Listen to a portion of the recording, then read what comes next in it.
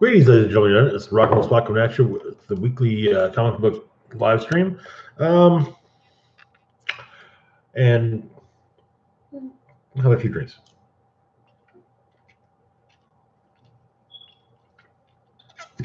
I've already ranked up a few.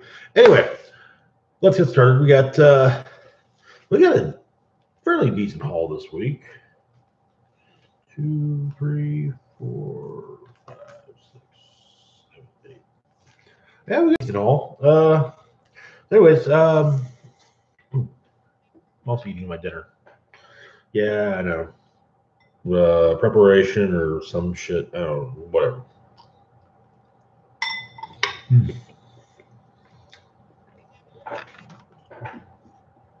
That's a good mac and cheese. All right. Oh.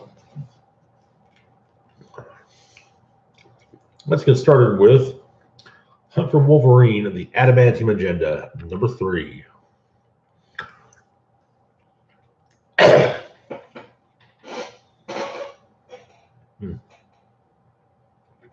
Excuse me. I go down the wrong hole.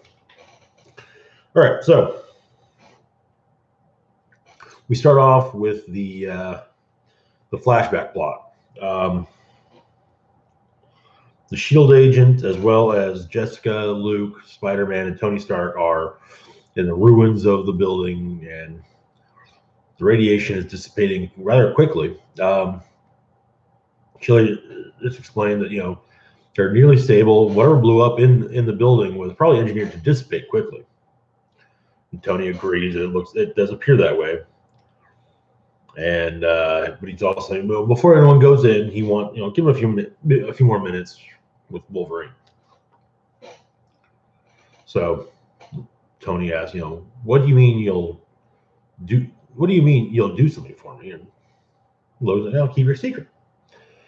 And basically, there's a secret that Tony's been keeping that Logan knows. The date goes back to Civil War, and Logan will keep that secret.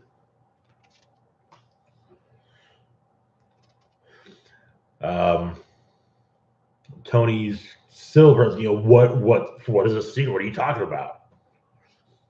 Then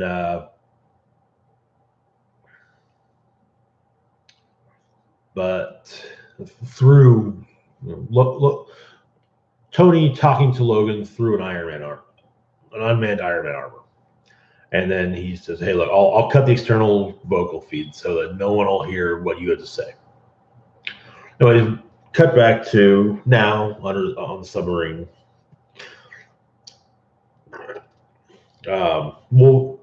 X-23 has just cut off Sinister's hand. One of his men is asking to help him. But Sinister is pissed because, dude's betraying Sinister's trust.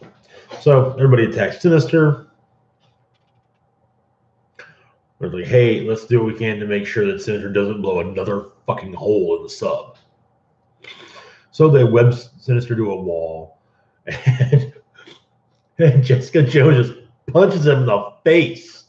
Just BAM! And the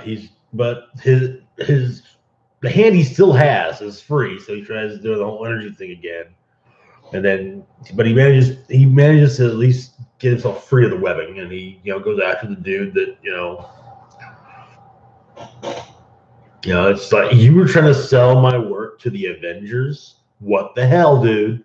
Like, no, hey man, I can explain. And then X-23 comes in and cuts off his other hand. And she's just like, we're taking your dude. You've got nothing left to grab him with. So he teleports out.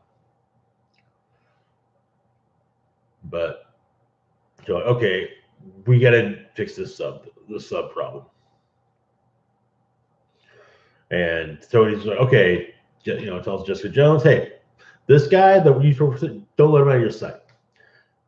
Spider-Man, X-23, ran everybody up, get ready to get evacuated. They're like, we're underwater, dude. He's like, I know. Well, let you know how that changes. So he goes out of the sub. And, well, because, jet boots, back to the surface of the ocean, where the South Korean National Intelligence Service helicarrier is waiting for them. And so, turns out some of those dudes actually have warrants. Go figure, right? Supervillains. Well, Tony talks to the guy, man in charge, like, hey man, we got one dude we gotta talk to like privately. You gotta have an unhospitable and foreboding room on board where we can question him. And he's like, that is practically our specialty, dude, man. So they start talking to him. He gives his name. And Jessica says, hey, look, day to day, I have to make a concerted effort to, hold back. But right now, I'm pissed. I don't think I can do that whole holding back shit. But everybody's talking to him. And it turns out, though, that, and he, was like, okay, hey, I worked for Sinister. His base is here. And,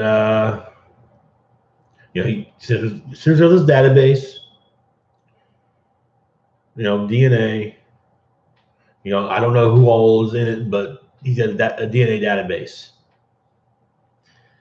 And Wolverine, X-Men's like, yeah, he does. He's telling the truth. So they find out where.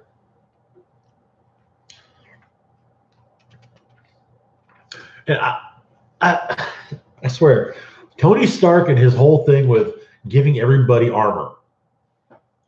He literally gives everybody a suit of armor, which is cool. I mean, Spider-Man gets this suit of armor from Tony Stark.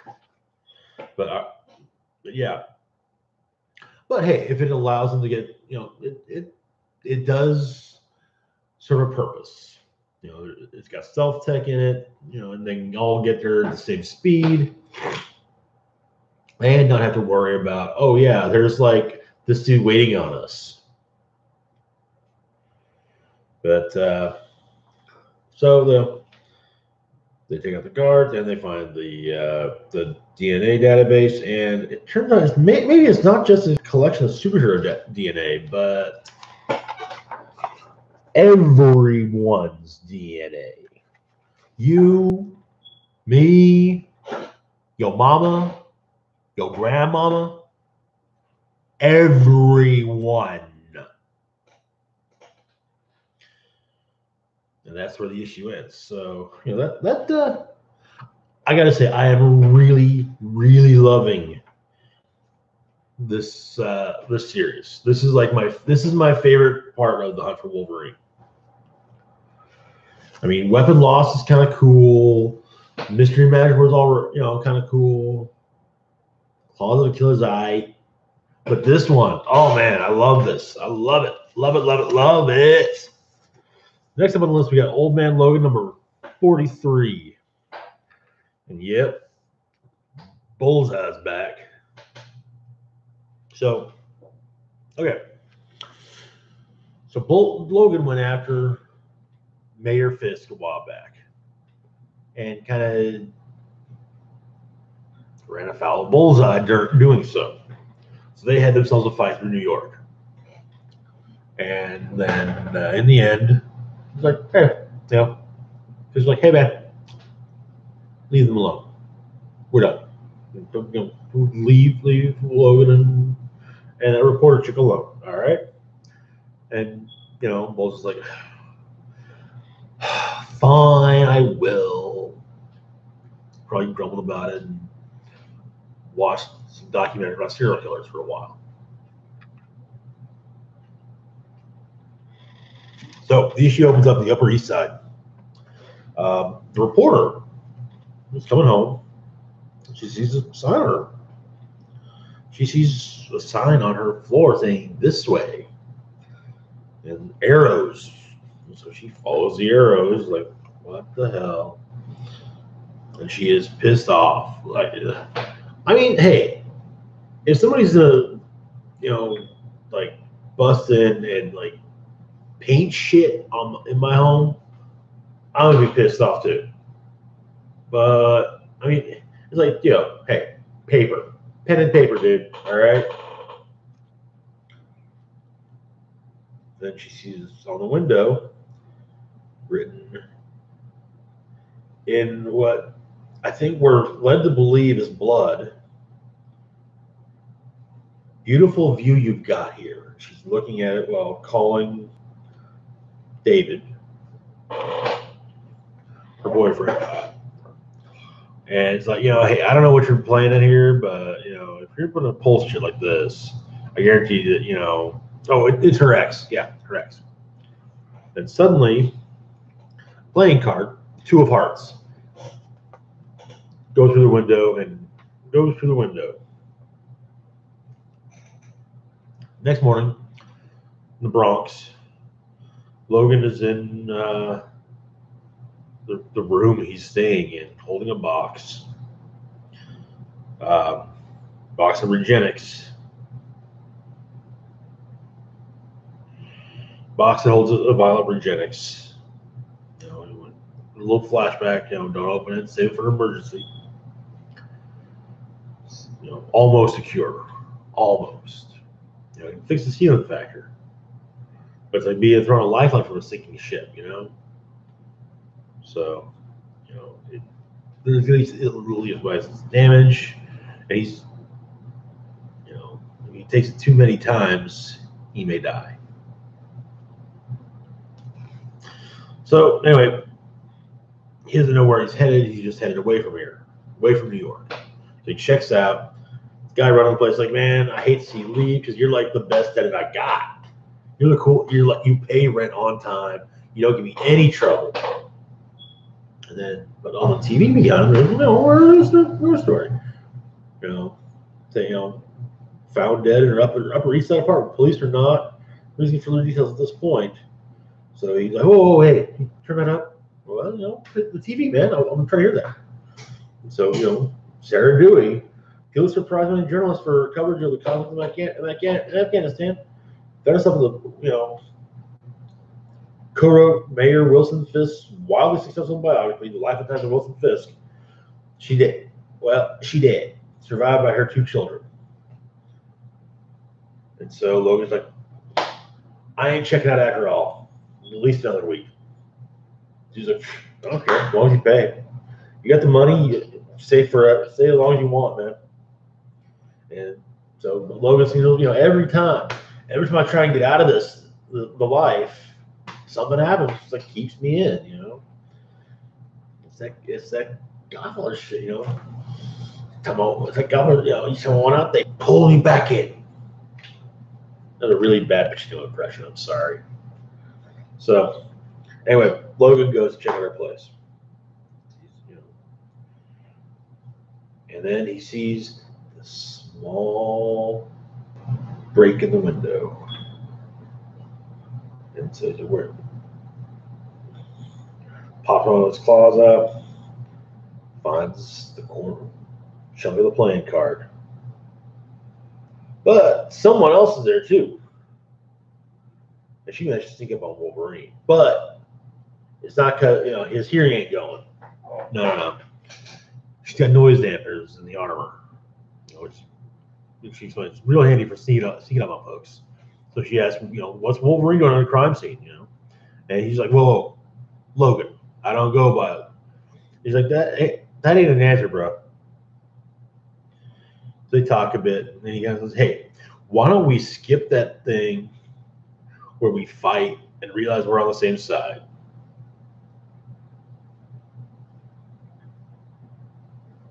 Or actually, she says it. She says that. It's like, okay, well, and she asks, how do you know Sarah? How do you know Sarah? He's like, yeah. And Logan's like, man, she helped me out a little bit ago. I'm the reason Bullseye even entered her life. It's my fault.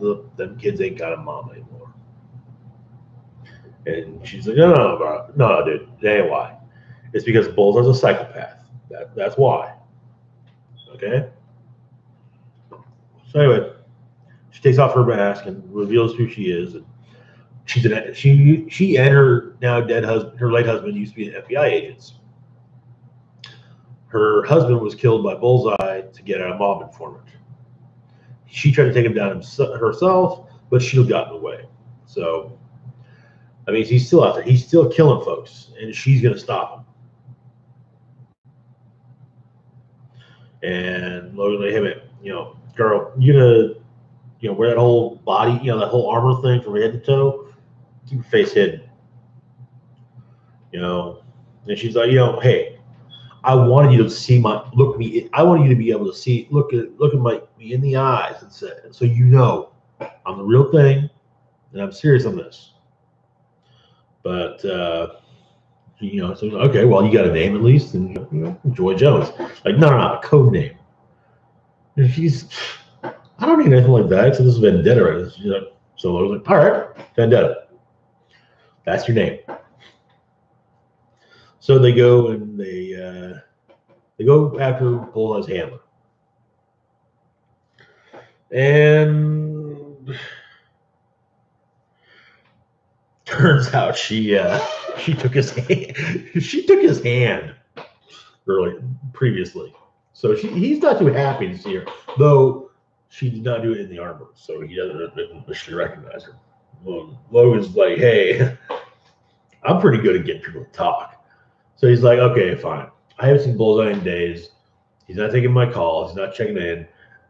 It's like, ever since Logan, ever since you and him fought, he's been like, crazier than normal. He took all my files, every client, and he's been off on anyone he thinks might have done it wrong. So, if anyone finds out he has my files, their info, yeah, I'm a dead man.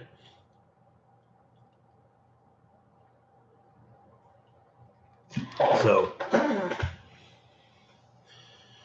and I mean, hell, Bullseye might even just kill me or kill me. I don't know. But he's totally coming after you.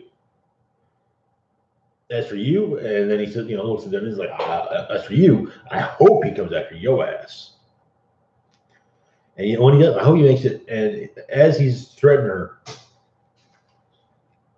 the ace of diamonds comes through the window through his head.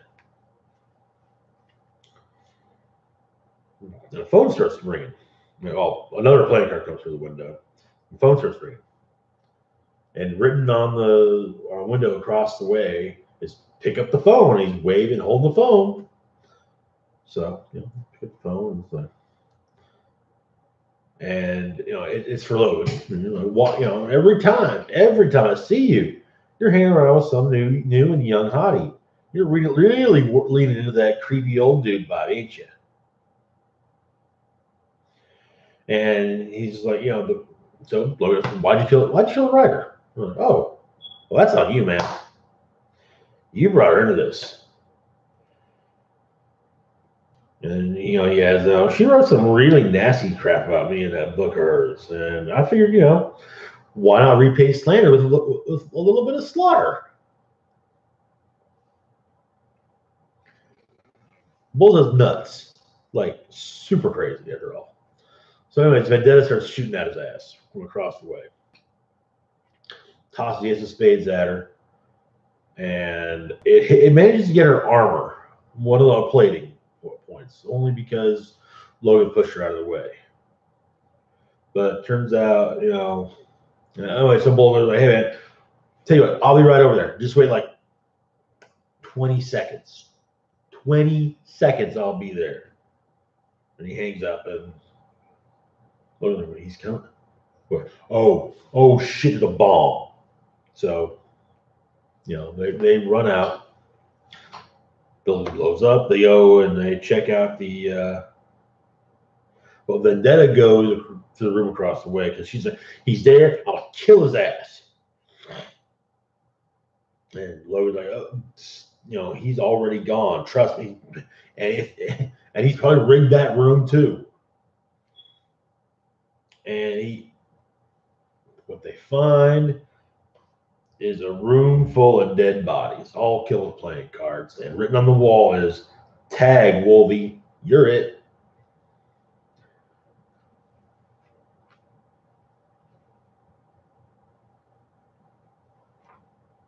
And so we're gonna get more Old Man Logan versus Bullseye next month, or in 2 weeks. 2 weeks. So that's gonna be cool.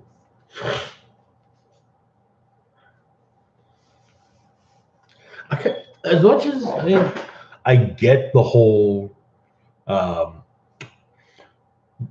Wolverine / Logan versus Kraven thing, I do, I really do, but I think that him versus Bullseye fits better because Logan's a man. Logan, regardless of whether it's old man, young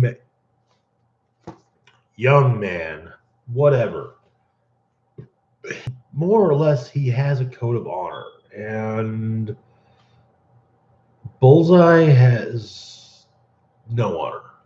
He just kills. It's like, Logan will kill someone, sure, but only if they gotta be put down, because he knows he's been pretty close to that line of someone ought to put my, if it was possible, somebody needs to put me down. Bullseye's like, they're people, they're alive. I can make them not alive, and he digs it. So yeah, that's until recently I never would have thought of the idea of having Bullseye fight Logan.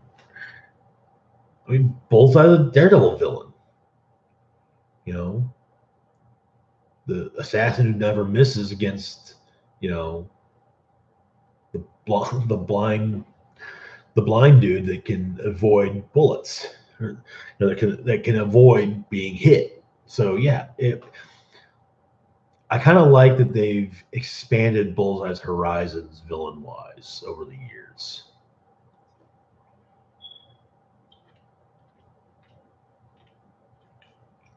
Sorry, don't want to have certain companies potentially saying, hey, you've got our product in your video. So anyways, next up is X-23 #1. So you might recall a couple months ago, I think it was last month, that all new Wolverine came to an end with the old woman Laura story. So now we got a brand new X-23 series. Now, all right, so Logan is not officially back, but she's already given up the Wolverine persona. No, fuck that noise. Unless there's something in the story before Old Woman Laura that, I kind of missed. Though, if there was, other writers should kind of be, saying, oh yeah, we forgot about that. Oops. Anyway, so first we get the usual, okay, so she's going from Wolverine. She was a weapon called X-23. She eventually located another clone named Gabby, and the sisters began to fight for a better future as the all-new Wolverine and Honey Badger. And she says, but to move forward, you have to face what's behind you. So she has this little, My Mutant Family album, various pictures, my mom, or non-geneticist, and Key figured the top secret of the program to create me. And that is the least complicated part of that story. My childhood bedroom, my DNA, which Alchemax used to make clones of me. I love the fact that Alchemax is becoming a thing, because Alchemax was a huge deal in the Marvel 2099 comics back in the 90s, 20 years ago. So I love that Alchemax in the early 21st century is becoming a thing. Sisters, some of whom later tried to kill me. Most of them are now dead. We're here because mutants make good weapons. And yes, I'm trying to change that. Not easy when you're only ever a memory away from where you came from. Okay, now this is like one of the coolest splash pages. Yeah, that's X-23 and Honey Badger going after bad guys. Isn't it cool? So yeah, they're chasing these dudes. They stole a hard drive with some genetic testing data which could be used to make more soldiers. And I love that Honey Badger just has so much fun.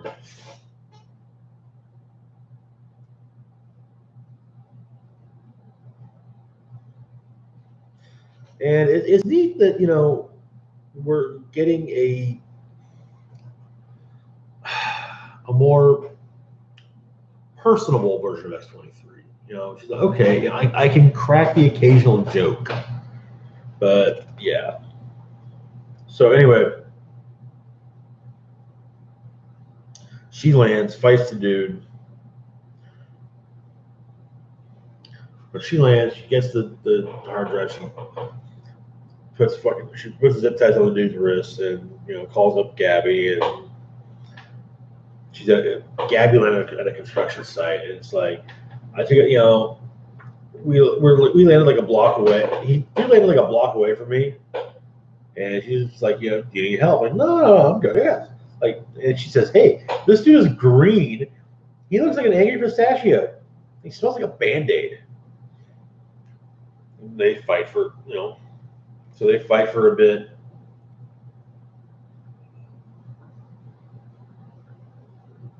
And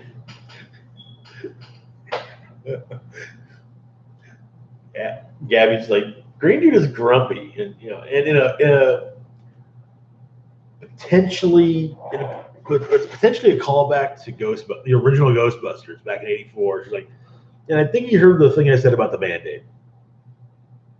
Well, turns out Green Dude's got super strength, and dude throws a truck, like a cement mixer truck, onto Gabby. And so Laura takes him out, finds him, and so it's like, you know, how you feeling? And she's like, I feel like a pretzel, and she's like an actual pretzel, not like eating a pretzel. And Gabby's like, that green guy was fun. But you know, she's like, were you still gonna go see Hank? Beast, obviously. I'm like, yeah, you up for it? Like, she's like, yeah. Just give me a second so I can move my legs and stuff. And she's like, maybe I do want a pretzel. Can we get a pretzel? So, anyways, a little while later, they go to the Xavier Institute, and Laura you know, gives the drop. You know, it's like, okay, well, you know, I got this drive. You know, and Hank's like, okay, this is what was on it. The black market for the genetic black market seems to be expanding at an increasing rate. More and more well-funded organizations making super soldiers with Wolverine DNA. And so Laura's like, well, we got this one. And now he's like, and now I'll destroy it. So, but Hank's like, hey, check out this file. So, it's file on scientists. And so Laura's like, was she involved in the X-23 program? Like, no, she was still in school at that point. But she went to work for Alchemax, but now she's missing. And so he's like, but he explains that, you know, he came across this, you know, a few missing scientists to work on genetic regeneration, which Laura's not pursuing. And he explains that her experience was the worst side of science. And yeah, anyway, so she leaves her meeting with Hank, and Gabby got herself a pretzel. And so Laura said, where'd you get the pretzel? Like, the kitchen, duh. Like, the kitchen conveniently had pretzels. And she's like, you want some? Like, no, I want real food. And he did. And so, you know, they talk a bit, and then the Stepford Cuckoos show up. And so, you know, we get a little bit of chat between. It's really neat to see how Mariko Tamaki writes the Cuckoos, as well as kind of, not kind of, how Laura views the Cuckoos and how Gabby views the Cuckoos. Because, like, you know, Gabby's all, oh, hey, it's Cuckoos, what up? And so, like, and, you know, she's like, oh, you're all dressed alike now. And they're like, yes, we are, all at once. And then, you know, like, your outfits are cool. So, you know, thank you. Like, she's like, you guys look like an evil choir. And, you know, but I told Laura, like, you teach at school? And, you know, I'm like, oh, you know, you give it, you know, street right. Okay, that's cool. And it turns out that, oh, today's their birthday. Which, of course, Laura's little, like, the day before my birthday is your birthday? What? I mean, I should have put it like that because she doesn't really care about her birthday. But Gabby's like, you guys, you know when your birthday is? Like, that is, you know, aren't you guys clones? And they're like, yeah, we are. So, you know, Gabby's like, clone power. Now, what's really cool is the fact that one of them actually does fist bump Gabby back. And so, you know, Gabby has told about how clones really don't celebrate their birthdays sometimes, you know, because sometimes you just don't know really when, you know. So she stops, yes. Laura, you know when your birthday is? And Laura, sort of. But, yeah. But the Cuckoos, turns out they picked theirs based on the birthday of their favorite actor, Tyler Kirch. And it turns out that one of the deceased cuckoos, one of the two cuckoos who has since died, her favorite show was called Small Town, and he was the lead actor. So, kind of as a way of honoring Sophie, they decided, okay, that's our birthday. So it's like, you know, we celebrate our birthday every year together. And so, you know, but Gabby, you know, it's the same and yet different. She's, you know, I'm sorry, you know, me and Laura lost sisters too. So, you know, she was like, hey, we gotta go. You know, you don't want them staying behind, actually, you know, hey, not a good scene. And so Gabby's like, oh, you know, shouts out, happy birthday. And so, you know, they're weird, but I like their outfits. And Laura's like, they are weird. I love the separate emphasis and that one sentence. So anyway, they go Marvel Falafel, which is the world's greatest falafel. It's been there since 1961.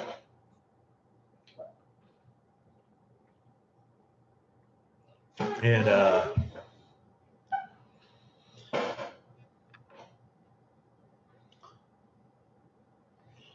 so we get this really neat scene with Laura and Gabby talking about birthdays, and so Gabby's like, so you know your birthday. So what is it? And she's like, doesn't matter. Next question. You know, and so it's like, is it this month or next month? Laura's like, it's a biological marker. That's it. It's meaningless. But Gabby's like, oh, it's not meaningless. It's a special day. And she, you know, Gabby explains that if Laura has a birthday, then she does too. You know, she and which means if she has a birthday, she'd have birthday cake. And I was like, we don't need a birthday if you just want cake. Just get cake. Like, but you know, it's different though. You know, birthdays got sprinkles and candles and happy however old I am birthday on it.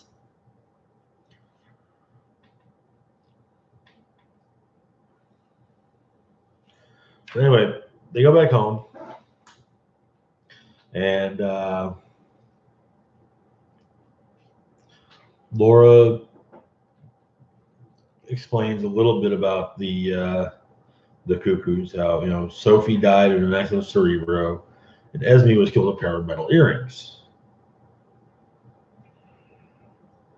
And Gavin's like, wait.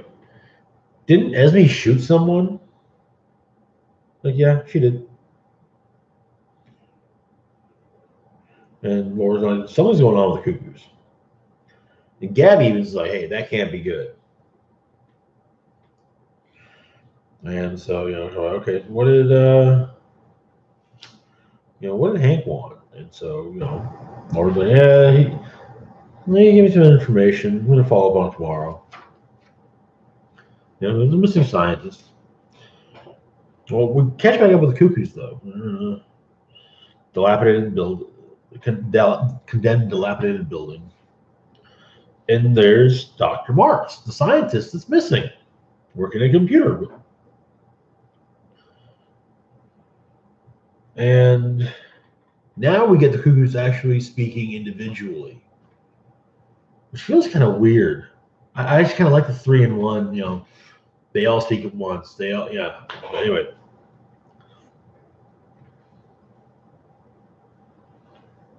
And it turns out it looks like the cuckoos kidnapped the good doctor. And they're trying to reclone Sophie and Esme so that they will be the 5-in-1 once again.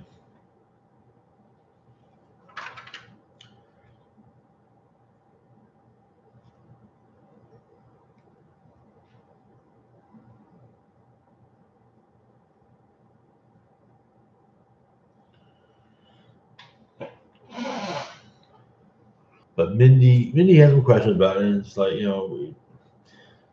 what Mindy's suggesting can't work, and it turns out that those who are dying, and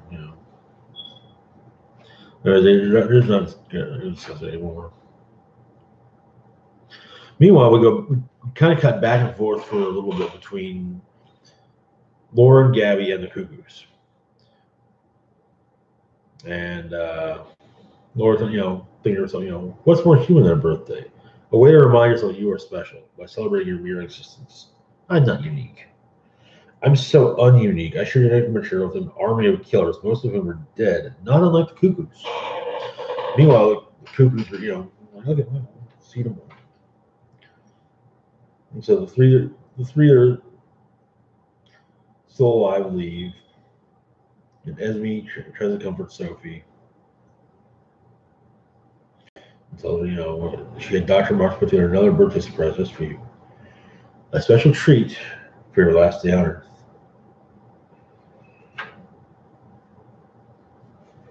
And she pulls a syringe out.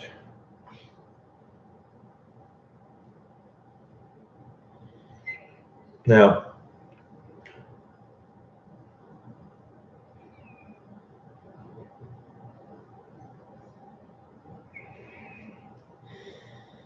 and Esme basically says, hey, look, I know, but you were powerful when you were alive, but now you're not. You're weak, too weak. This is the only way to move forward. And then she says, I need to be strong, powerful, indestructible. And, the plan only works if there's only one of them, and they all know it. And it's going to be Esme. For all she's been through, she deserves it. There's a brief moment where she kind of see that cuts back to that picture of the Weapon X vial,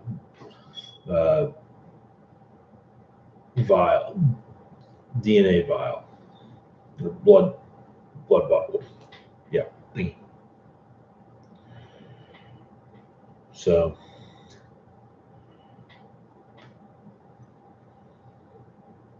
Oh yeah, cool. Side note: it's kind of neat that Gabby has a poster in her bedroom for Neon Midnight, which, so interestingly, looks a lot like she did in Old Man Logan, or Old Man Laura.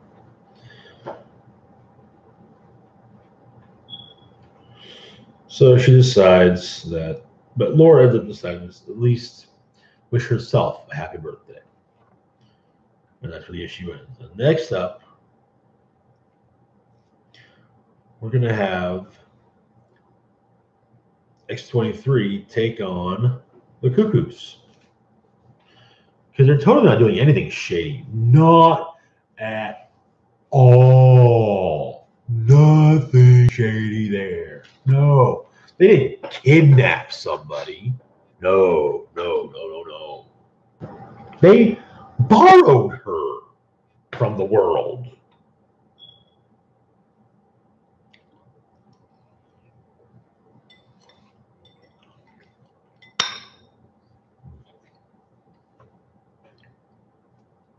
I'll be honest, the Cuckoos creeped me out, and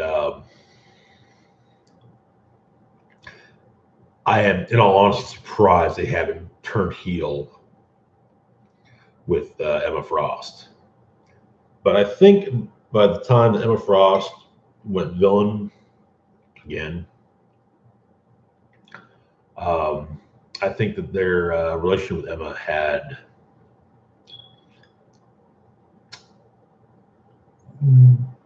kind of frozen over.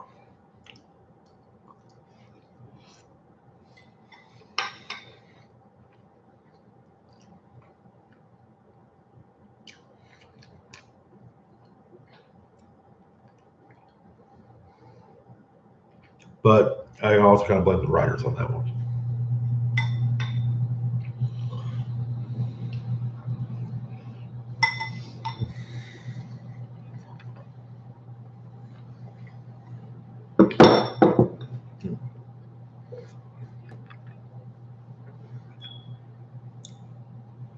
And to be perfectly honest, they could probably justify it as Emma knows it's easier to move for one person to move than it is for four people to move. So, especially since she's turned heel.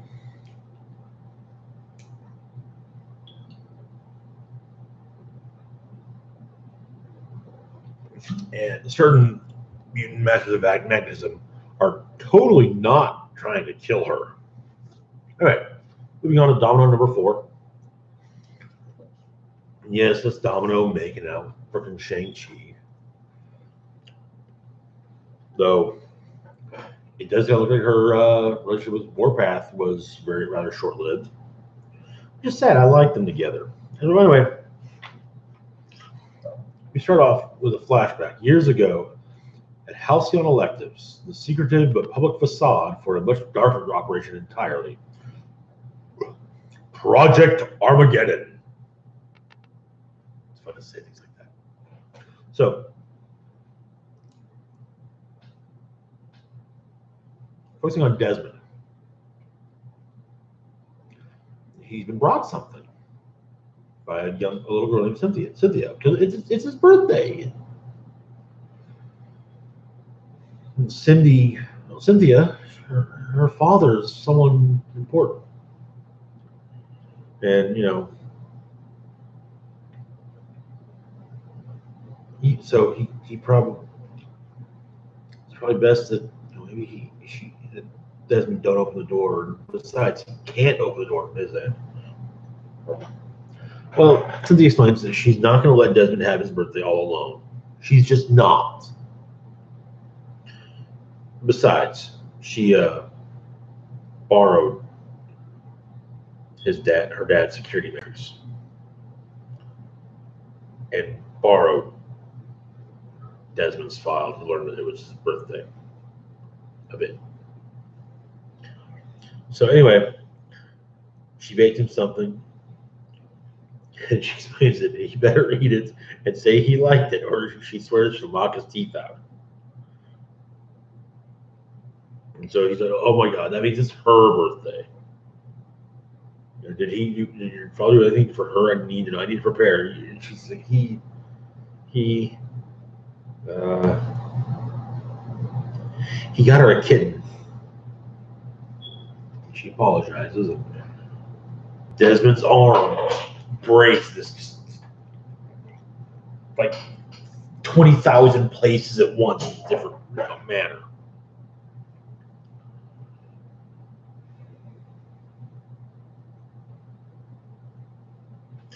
Turns out that Cynthia is Topaz. Her middle name is, in fact, Topaz. And her father shows up and tells her to get away from that specimen. And she's like, but he's hurt. Help him. He's like, oh, of course I'm going to help him. But you're going away with the guards while I examine the dear boy.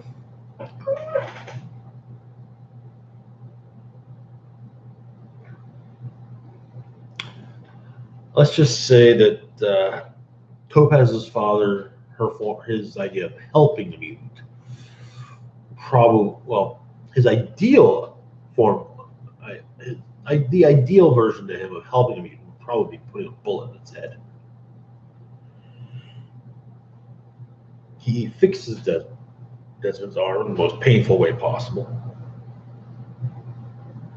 And then he asks Cynthia Topaz to stay away from him. Explains that these mutants, they're not human. They're contagious, infected. They're not like us. If we don't learn to contain them, control them, they'll end humanity on Earth. Man, this dude, God, this guy'll make a really. This guy. It's sad this guy's gonna have to die because he's gonna make God damn, he's okay. He would have made a really great X-Men villain 35 years ago.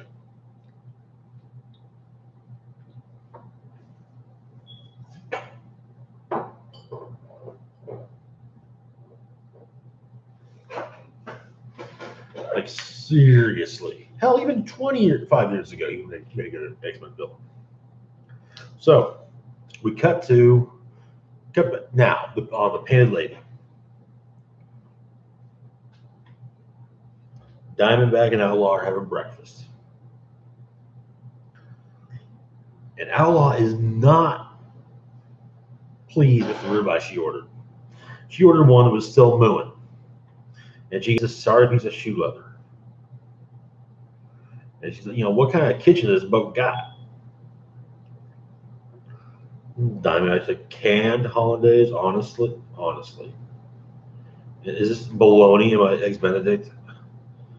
And the server's like, hey, I'm sorry, our chef, he's not very good. And to be honest, most of our patrons are quite drunk at this hour.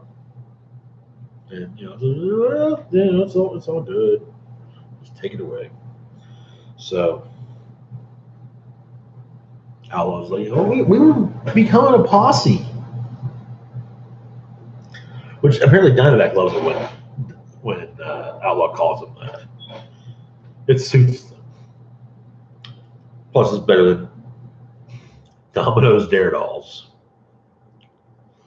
So it's like, So I was like, why did Domino hightail it on us? And I'm like, don't you get it? She thinks one of us ratted her out. One of us, was a rat.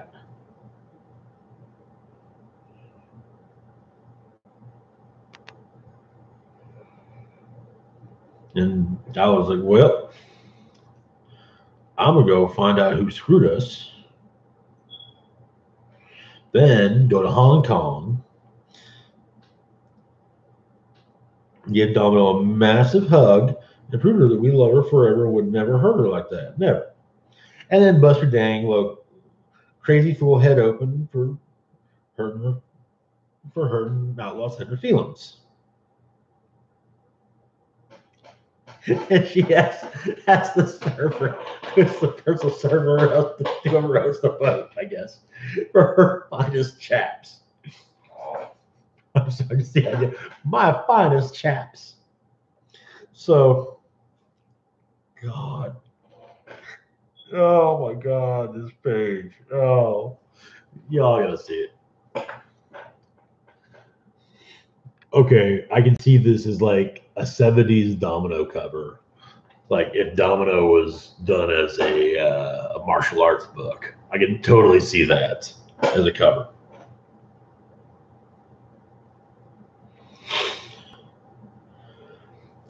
And so Shang-Chi's just like, yeah.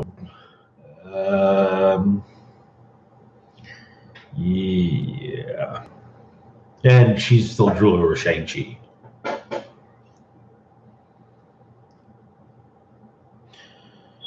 And so Shane's like, yeah, okay, how did you procure this garment? And so, I don't know, cosplay website, they have a whole section on, she's like, never mind. And she's like, no, please, go on. Like, well, on Super Schmexy Fighters. And the Trampy Iron Fist was on sale, but she bought this one. And the White Dragon was just pasties and a thong.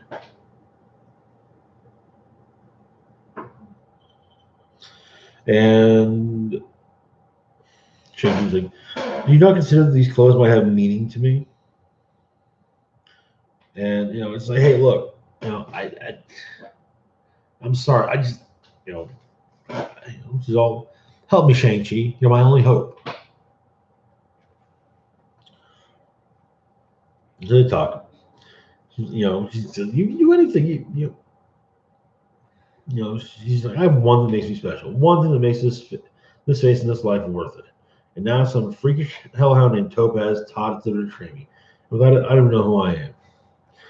But yeah, this is probably the coolest thing. Like, she says that she heard what Shang-Chi can do. How he fought to do with swords for arms and nunchucks for a head. He can do anything. So he's just like, nunchucks for a head. He said, well, that's what I heard. So he says, okay, you use guns when you fight, right? Like, I'm not too shabby without them, the modesty admits. But there's a certain magic on packing. Why? So he hands her a couple of guns. Like, okay, shoot me. And she's like, hey, I'm feeling for begging from Boston. But if I aim, I hit. And he's slap it the same as been said to me. And then, like, is it wise for the smallest dog to growl the largest, or the loudest? And so, she points the guns at him. She aims and then gets knocked on her ass and disarmed at once.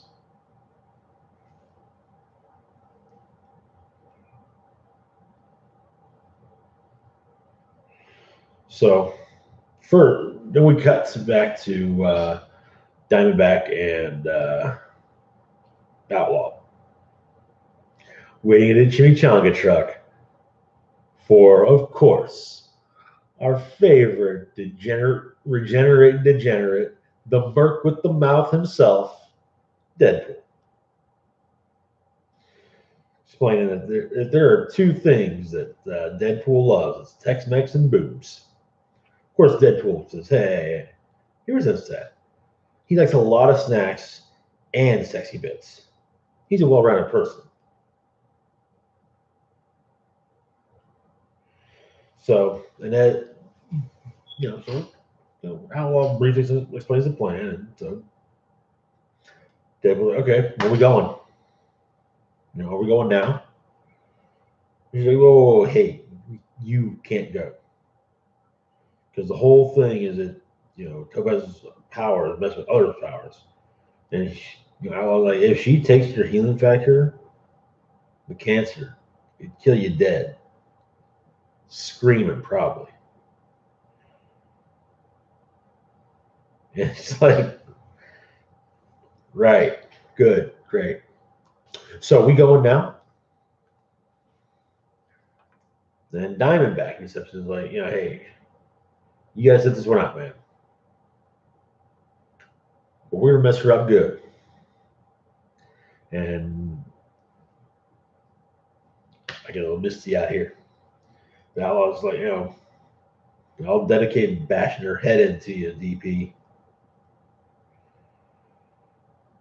So he sends her to the House of Electives. Anyway,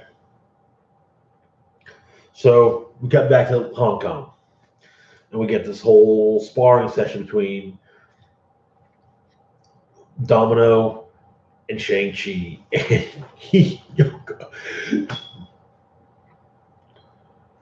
calling it a sparring session is horribly unfair, because usually in a sparring session, you get both sides get a hit in, right? Domino doesn't get a hit in. She's just she's getting owned.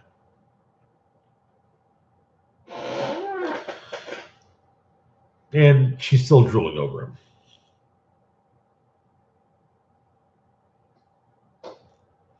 But she's, okay, you know what? You can make him a deal.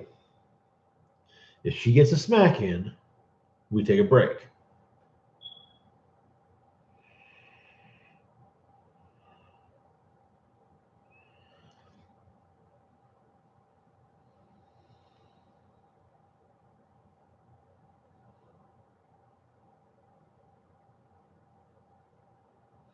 And so, yeah, he's all right, fine, yeah. We'll do this.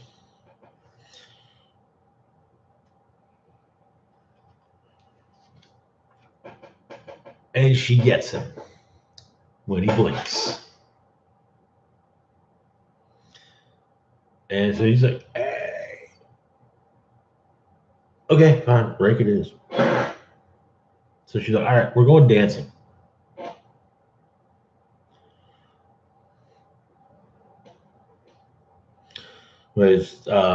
So Diamondback and Outlaw are breaking into the House of Electives, and Diamondback gets a call from the boat. Guy, is like, this is terrible. The food they're making here, I don't think it's actually food. So they break in, they find a site. It's like, oh.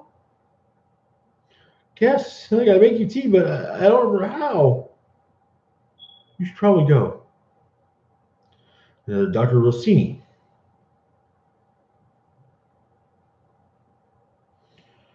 Right. Yeah, I mean, he's obviously lost it. And so, I'm like, hey, are you all right? He's like, they're here, they're mean, and they don't like visitors. So Desmond and Topaz showed up and was like, hey, like Topaz, and well, you met me before I wasn't looking, quite as good as I wasn't looking, my best. So you're probably expecting to, overpower us, So turns out that Topaz can take shots, take big bullets. So then now we're like, all right, so it's wrestling.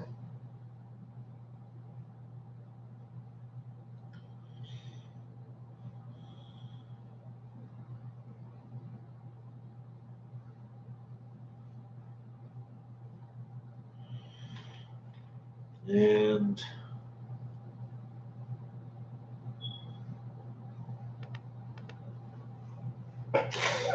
they were more concerned with Diamondback than with Topaz, or with Outlaw, because with Outlaw, hey, Outlaw's we can, Topaz can siphon off the powers.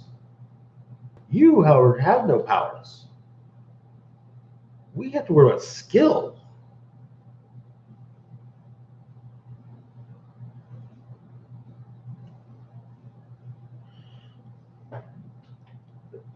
Explains a little, basically he's the bad side of the coin that Domino's the good side of. You know, every good thing that happened to her, something bad happened to him. Made him weak, made him old. And so he's apparently taking the name, however, of Prototype. Cut back to Hong Kong. Oh yeah, and the two Daredevils have been overpowered.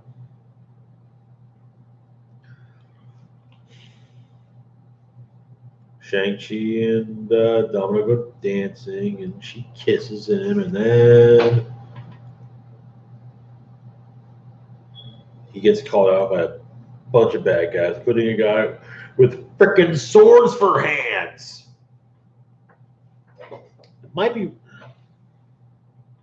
I don't want to definitively say it's Razor Fist because Razor Fist, you know, just got his ass handed to him by Deadpool a couple weeks ago in Deadpool Assassin. But when it comes to Marvel characters with swords for frickin' hands, very short list. And so, yeah. Club fight. That should make for an interesting next issue, though.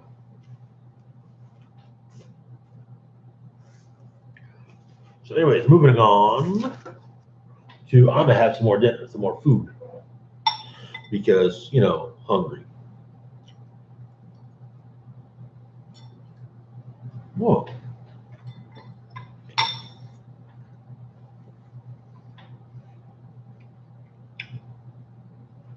I like my noms.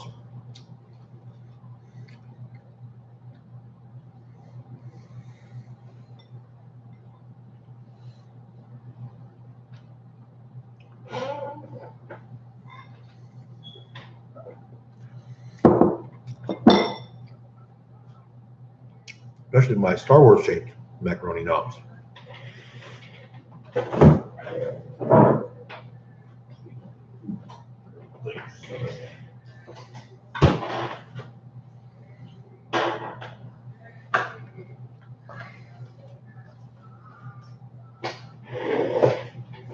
Pardon me for a moment. Oh boy.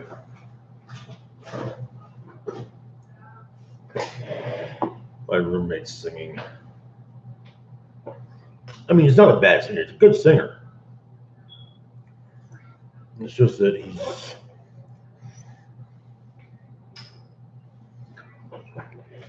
he's drunk and singing at 2:45 in the morning outside in Arkansas. Yes, Rock and Roll Spock lives in Arkansas.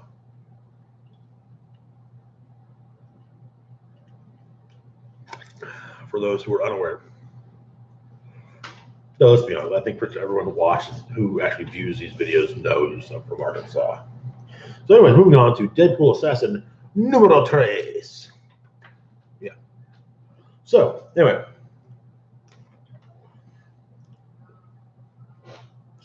things kick off. Deadpool is having a nice long chat with Weasel because, hey, you know, Weasel is damn well aware that Wade has a code anymore.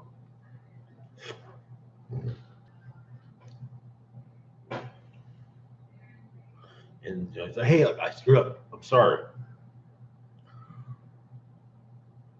You know, it's like, maybe we could discuss it once you get clear of New Orleans. And Wade's like, oh, you're really worried about me. Like, come on, I'm a professional. I can get through this. He's on Bourbon Street. Like I said, and it's Mardi Gras. So he gets thrown some beads for having a great Deadpool costume. And he does his usual talk to the readers kind of thing. One dude like, were you talking to me? Like, well, I was addressing someone who's minding their own business. That doesn't seem to be in your wheelhouse. People, huh? How rude. But he continues to, you know, he wants to retire to a, you know, hopefully to a private island, and, you know, hey, be alone with his thoughts. I mean, hey, maybe he's got a novel in him somewhere, a haiku at the very least. And come on, we all know what happens when Deadpool's lost to his thoughts. He sees how many bullets he can put through his head. That's not supposed to be a joke about suicide. Suicide is not something to joke about. But at the end of the Bullseye story arc back during Dark Reign, Bullseye literally paid Deadpool to leave Norman Osborn alone. And what ended up happening is that Wade set himself up so he could just chill, do nothing. He's doing, and he got bored and shot himself in the head. I'm not joking. That actually happened in a comic book. So yeah, we know what happens when he is left alone with his thoughts. But maybe that's just because he didn't get to retire on his own terms. So, So anyways, the guys that the Assassin's Guild have sent after Wade, well, they're sneaking up behind him. And he fights them. He fights the shit out of them, and he kills the shit out of them. Even the guy with the chainsaw. The Threnody watches from the shadows. And one of them, he beats one of them to death with a trumpet. How cool is that? I'm impressed with that. Like seriously, Cullen Bunn, well done. Yeah, well done, dude. Like, okay, all right. Gives dude's trumpet back, and then Threnody brings them all back. So he shoots them. Because, hey, in the head. Because, hey, what else do with zombies, right? They get back up. He drops his guns and nope. He slices, he dices, he puree, yeah. Hacks them into pieces. That'll do the trick. You can't zombie if you're in pieces, if you are in literal pieces. So runs after, he goes after Threnody. And he runs into Blackout. Who, oh dear God, Blackout gives him a beating. Like seriously, a beating. While Threnody watches. And Blackout's like, hey, come on over here, Threnody. You're going to want to feed on this. This old boy is about to die. And so Blackout's strangling him. And he said, he tells, yeah, I'm going to pull your head clean off. But then Threnody sucks the life force from Blackout. Not all of it. And says, hey, look, stop talking, or she'll finish, or she'll finish the job. Either that, or he will.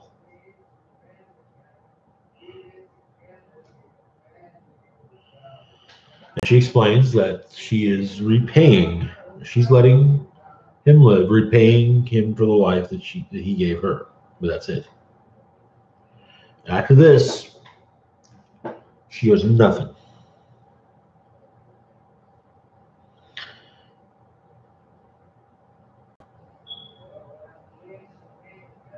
So, Threnody and Deadpool talk a bit, get the introductions out of the way. Which it's interesting to note that, okay, Threnody was kind of a big,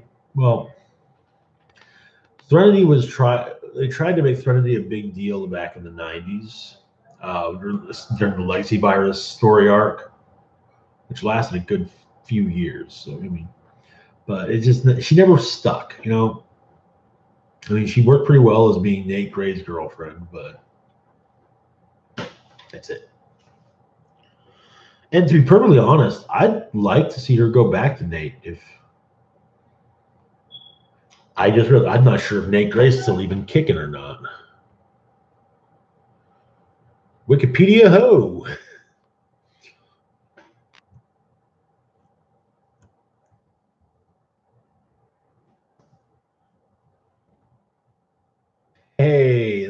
First article. Okay.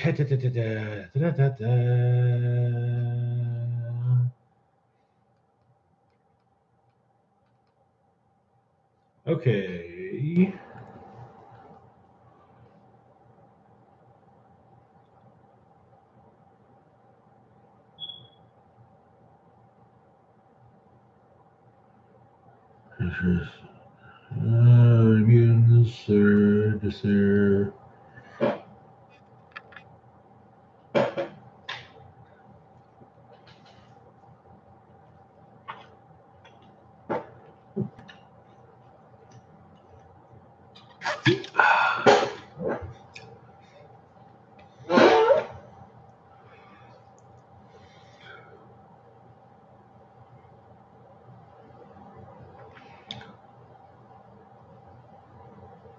So, okay, during X-Men versus Avengers, or Avengers versus X-Men, Nate fought to first protect Hope, then to defend Cyclops' utopian rule.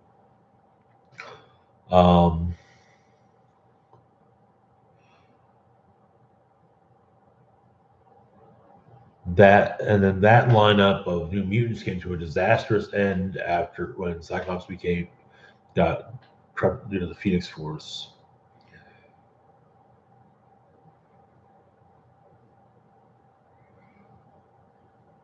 Oh my!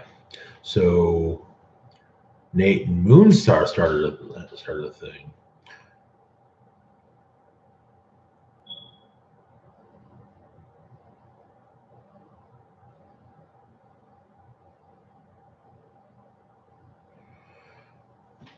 The closest thing we had any information about Nate Gray is he's backpacking through Europe on a soul-searching journey. Though that was actually said as a joke. I imagine that whoever brings him back is going to basically say, actually say, yeah, I was backpacking through Europe for a while. Well, I backpacked through Europe for a while into this, yeah. Huh. Okay. All right. Cool in the gang, yo. So, Deadpool and Threat. I wonder if Deadpool's ever teamed up with Nate. Oh, well, anyway, not the point. Anyway, back to this. So, of course, Wade wants to know why did Threadity help him? And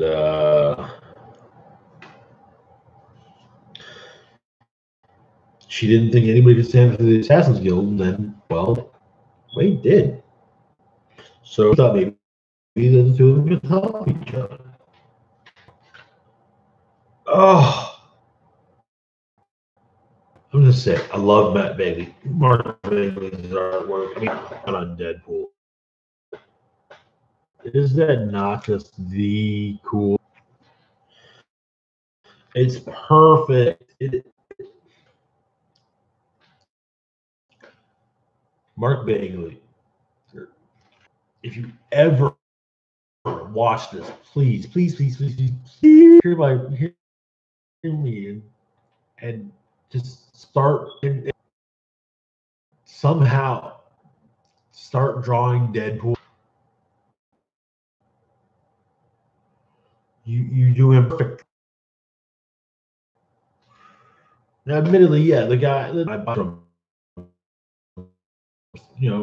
of admit that you got 20 plus years of about altogether 20 years or so of drawing Spider-Man, so that helps. But seriously, God, your Deadpool's fucking perfect, dude. Anyway, all right, I'm rambling. Anyway.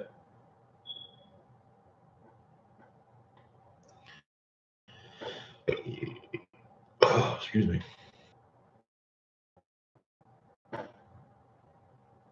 So, helps Wade get into the assassin main kill house.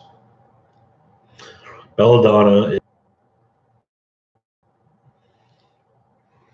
Bella's not happy alive, and her assassins aren't. So leave me alone. Don't disturb. Do not disturb unless you're bringing the dead bones to mine. So she goes into her room, drops, takes off her glass of wine. She's about to drink it, and she's like, "I mean, aren't you?" And yeah, Wade, he is. He's like, they talk a bit.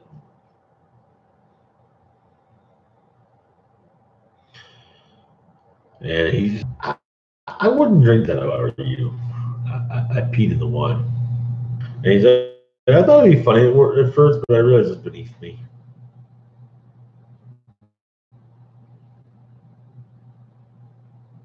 So, like, she asked him what he wants. Like, he says, hey, I want you to know that the dude wanted, you can have it. And up in the swamp. And she's like, hey, that's enough to, for us, you cost a little dearly. And so, you give this phone is a direct line to my handler. You need someone killed? That is assuming that they deserve to be. And the payments get severance pay. She corrects them, severance. They're like, no, I know what I said. Now, we don't know about the conversation they had, but he leaves.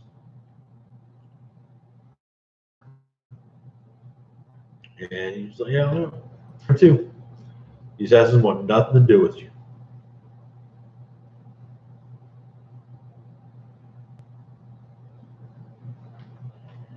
And he's, he doesn't need partners. She said, well, maybe use a friend. And he says, friends are overrated. Unless you need to borrow money or use them as human shields. I can find this fine on my own. But if he says, after a while, he said, I don't trust the guild not to kill you, so yeah, all right, come on. Hang out with me until things blow over. But he's just like, do me a favor. Don't go falling in love. That's just a broken heart waiting to happen. And she's just like, thanks for the warning. I'll do my best. And which I read it and told us, like, thanks for the warning. I'll do my best. So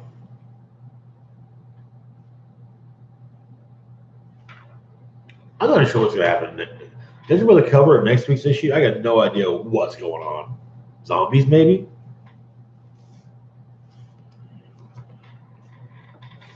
Alrighty. Holy crap, we're only halfway through. I guess I'm drinking and eating dinner and babbling about shit.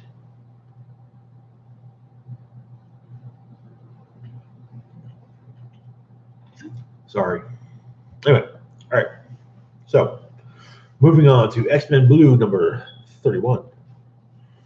So, all right. So, last issue,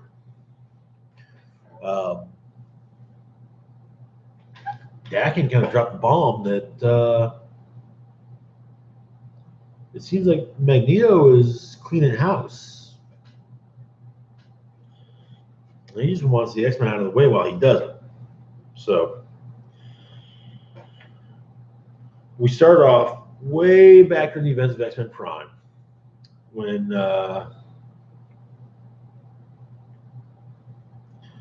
was it X-Men Prime or the first X-Men Blue arc?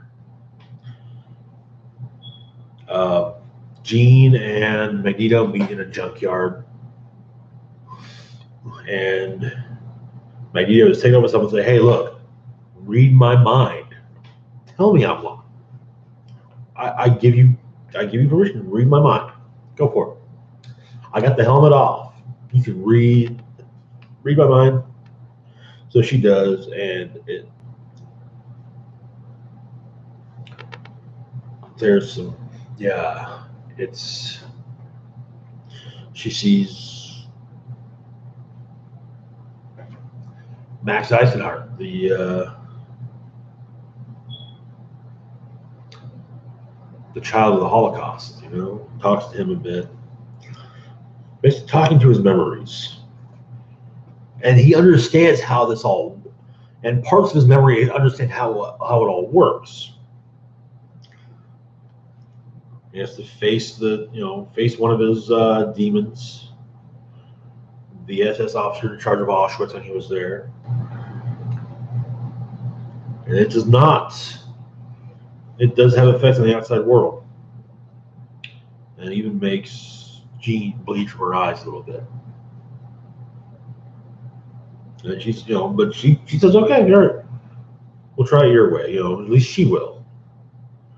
But she also explains that convincing others might be a problem because they don't trust him. To which he does admit, he cannot imagine they do, or that they should.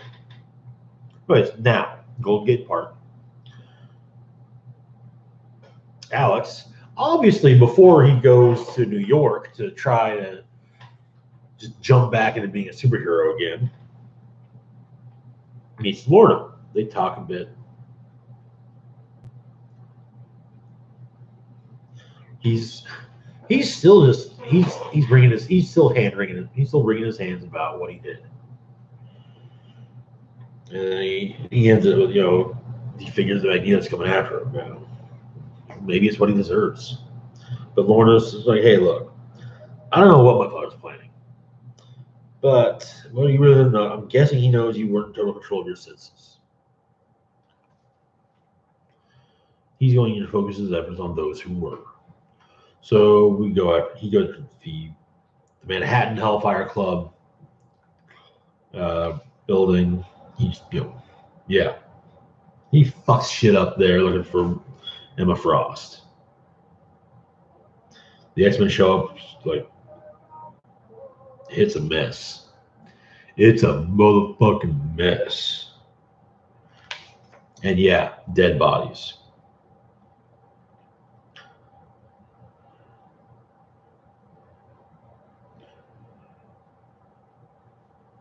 Scott kind of has this whole, bit where he's like, this is why we have to go back home, back to our time.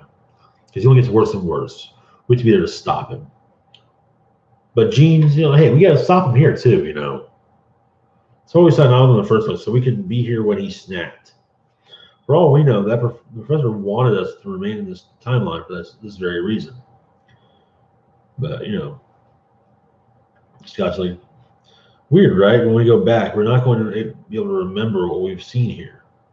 Even if we could, everything would change.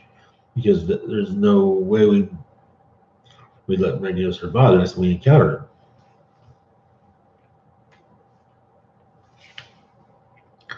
So anyways, they go and talk to Magneto's ally, Briar, from the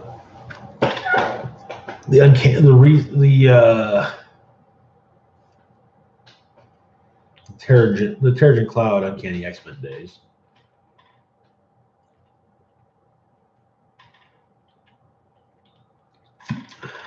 She doesn't know where he's at. But she maybe did kind of point him in some directions just to,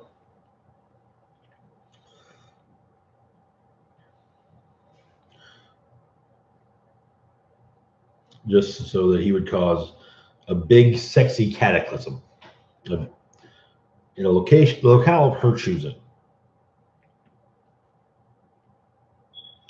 And she's like, hey, look, maybe you guys should just sit this one out. Let Eric do his thing. He'll be out of the system soon enough, after all. And after all, his attack's he's been focusing just on Hellfire Club's chapter houses. That's all. I mean, she's not wrong. She's not right, but she's not wrong.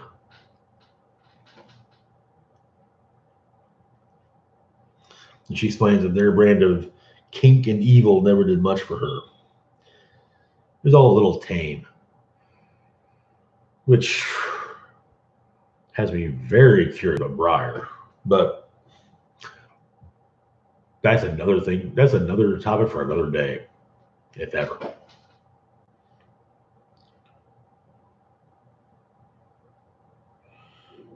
But she also kind of opines that, some might say that he's doing the world a favor, skirting the Hellfire Club the way he is. And once he finds who he's looking for, he'll quiet down a bit. Which, I mean, yeah, he will. It's like, he's going after Emma. He's going to kill. He wants to kill her. And he's going, hey, I know. Yeah, kill him a Frost. No, I need to find, probably also, I need to find Miss Sinister. And I need to find Sebastian Shaw. I'd like to think that he'd be like, no, Alex was not entirely Alex. I will give him a pass this time.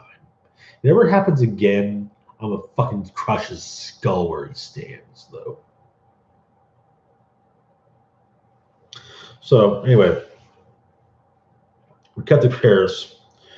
Emma is clearing out of where she's living, and she turns to a window and says, "She's like, oh crap." It's written on the window pane, the panes of glass in the door are, Emma, you've been bad. The X-Men show up. I might add that it's not just the all-new X-Men, but also Bloodstorm, which I love the fact they're incorporating Bloodstorm into this book more and more because I really like her. So,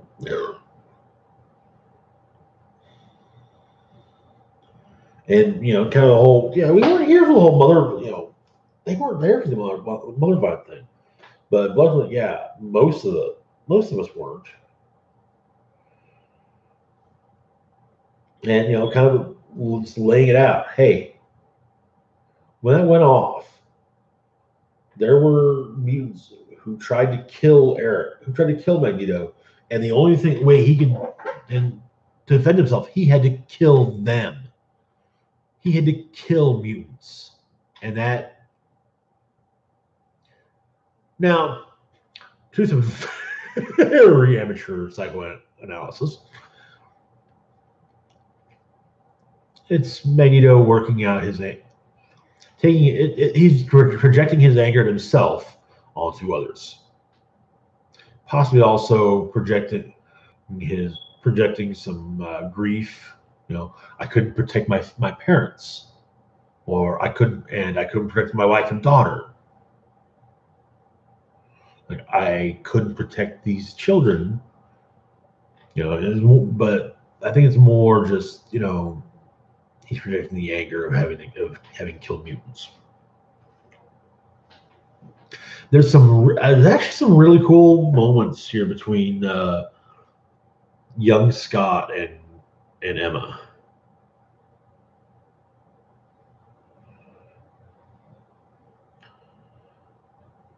And she walks over and rubs her hand on the side of the face. It's like you really aren't my Scott, are you? At least not yet. Just after he gives a little bit of a speech, like, my God, Scott, never so naive. There's a chance Magneto would go off the deep end. Darling, that man's moments of lucidity are mere breaths between the screams.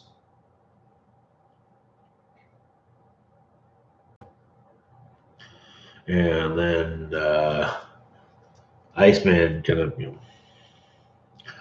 it's funny that Iceman, of all people, is the one that, really lays into her, because about 20 years ago, there was, okay, so when we, around I think it was X-Men 281,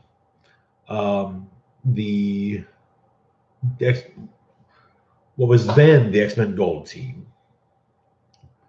Storm, Jean, Colossus, Iceman, and Colossus. Storm, Jean, Iceman, Colossus. Storm, Jean, Colossus, Iceman, Archangel. We're approached by the Hellfire Club. Like, hey, someone's killing us off. We just want your help. And it was the upstarts and the whole thing. But Jean was thought to have been killed, and Emma was left in a comatose state. So the X-Men were like, we'll take her. We got her. And so she was kept in the mansion for a while. Anyways, fast forward a couple years, real time. About 2.5 years real time. A villain called the Executioner broke into the mansion tried to kill Emma. He cut the power, and in doing so, he cut the power. Well,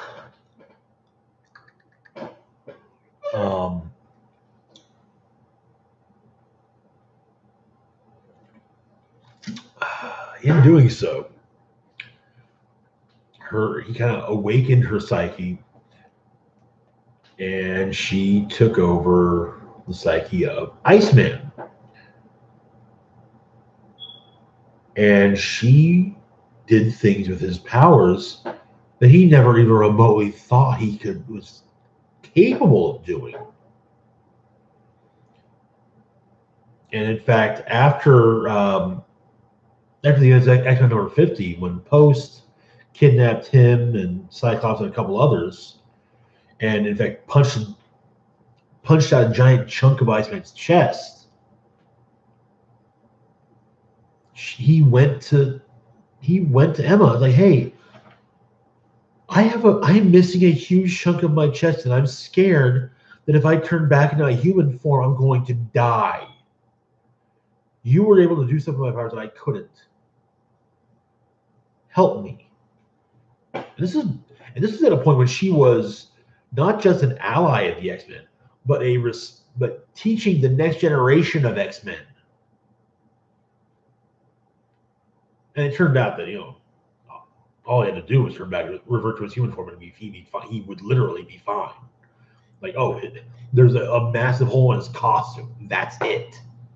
But yeah, it's really cool to see Iceman be the one, just because of just because of the history that between her and modern Iceman.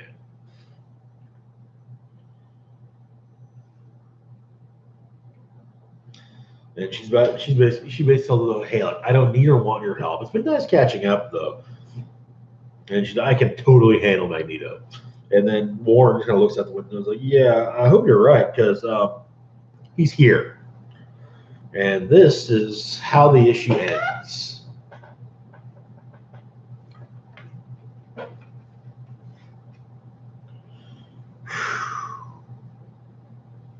It looks like we're going to have a bit of a showdown between the X-Men and Magneto in a couple weeks. And you know what? I'm really all for that.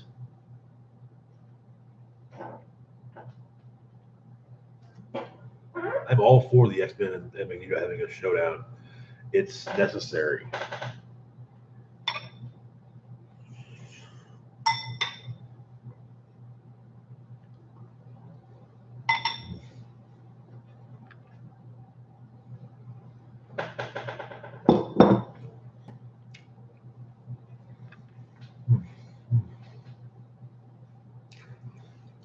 Between sending Dakin after Jimmy and going after Emma and presumably also Bastion and Miss Sinister, yeah.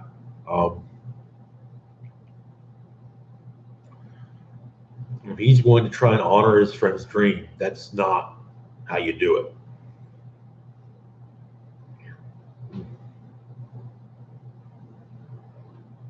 Excuse me. Wait, moving on to Infinity Countdown, Darkhawk, number 4. This was a cool one. I'm not even going to lie. So, okay. Start off in space. Nova, Richard Rider, flying around, and he gets Nova commands on the thing. Hey, hey, Richard, where are you at? Like where it's like I'm in the solar system. I just passed Mars on my way to Earth. What's up? Like Earth, we're all eager to get home to things, but things are still like that's not what this is. I'm going after my brother, and it's like, hey, it's gotta wait, Return to the Rock. You have been assigned a delegate, and so he's music. Like, fuck them. I don't care.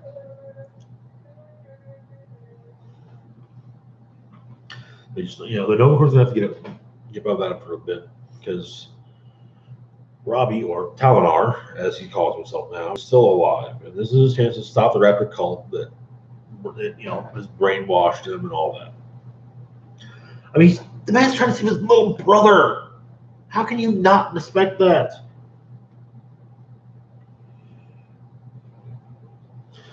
But when he comes upon Darkhawk fighting the ship, the cruise ship that the Raptors and the Raptors took over, as well as the Raptors themselves, and he's like, well, what? And Darkhawk's kind of thinking while he fights him, like, I shouldn't be enjoying this. But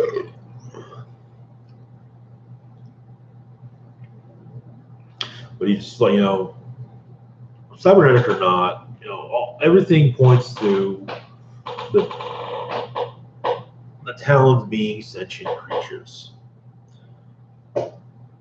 But he's also aware of how much punishment a Raptor can take, so he's getting started with these space jerks.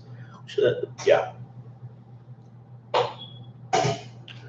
So I want to take a moment and just say, two of my favorite sci-fi characters are, in all honesty, Richard Rider and Darkhawk.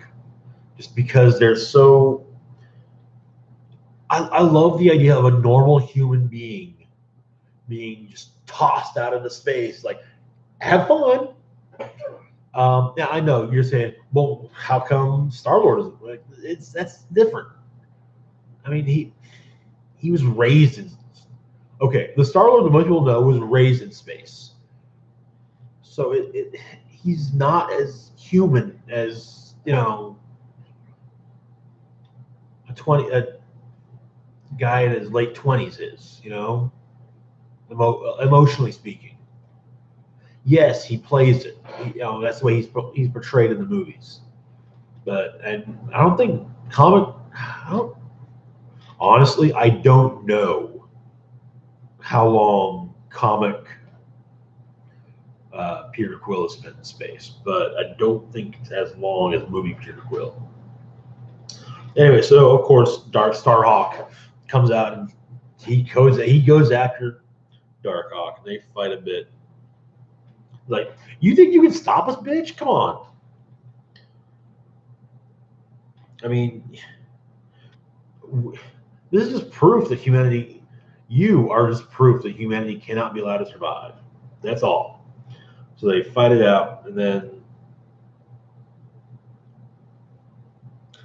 Nova shows up and manages to at least realize that, oh shit, this Dark Starhawk is my brother.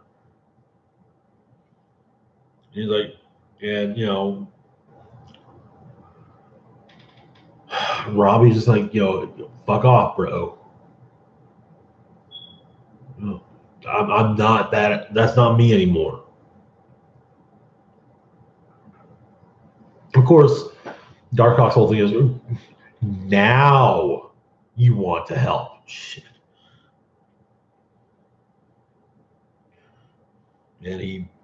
But yeah, Darkhawk sticks Nova inside himself because he's a giant mech, which is awesome. I mean, seriously, isn't that awesome? Anyway, so Nova and Death's Head talk for a bit.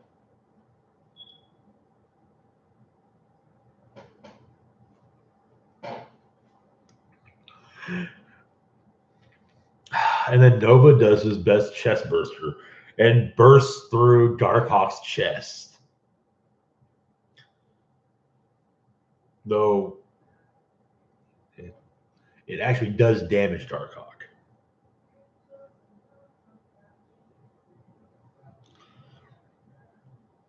So Darkhawk reverts back to human size, and he's trying to he's like explaining like, yo, that maybe your brother's body, but your brother's mind is gone. Geyer got rid of that. Traded your kid brother and my soul for a cosmic monster hellbound roasting earth.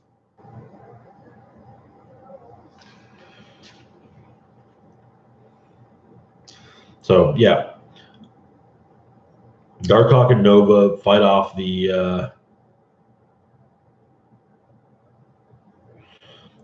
Raptors. Geyer goes after Darkhawk, and they fight it, and is able to take down Nova briefly.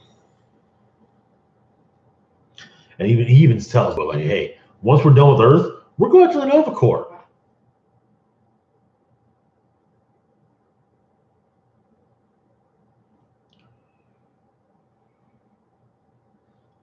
That said kind of says, hey, maybe a strategic withdrawal is for the best.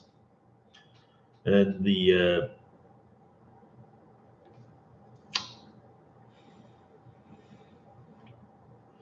bird that is Razor,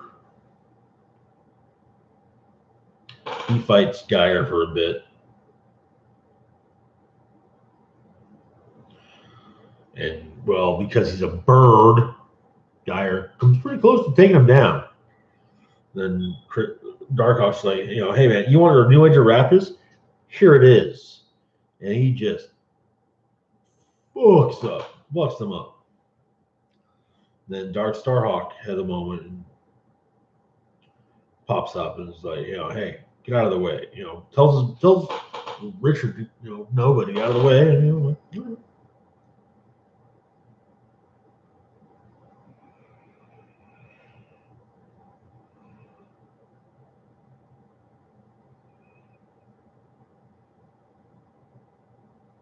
and Geyer gives this whole speech like, you know what you must do, my Dark Starhawk. And Dark Starhawk destroys Geyer. And even Dark's like, whoa, what'd you just do? Noah's like, what are you doing, bro? Listen, little brother, what are you doing?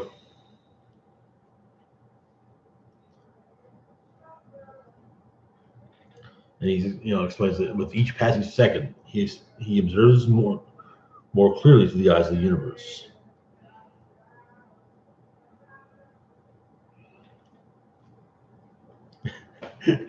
Fucking Dark, like, just be cool, man.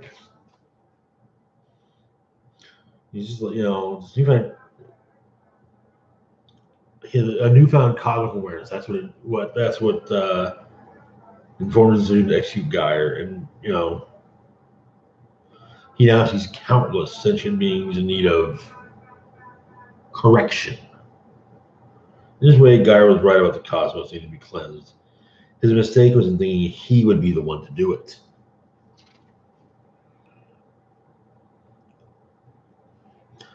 And Nova tries to he's still trying to get his brother out of there. It's like but none of this matters. He explains that he tried to look for him. He looked for him, but every time he got close, some disaster pulled him away. And it's like, it doesn't matter, man. Your brother's continued existence would have only brought distortion to the galaxy. Order is the very purpose of Starhawk, to counteract the chaos that results when mortal creatures acquire power beyond their comprehension. Nova's seen what happens when things like the Infinity Stones fall into the wrong hands, Richard, but the truth is, there are no right hands.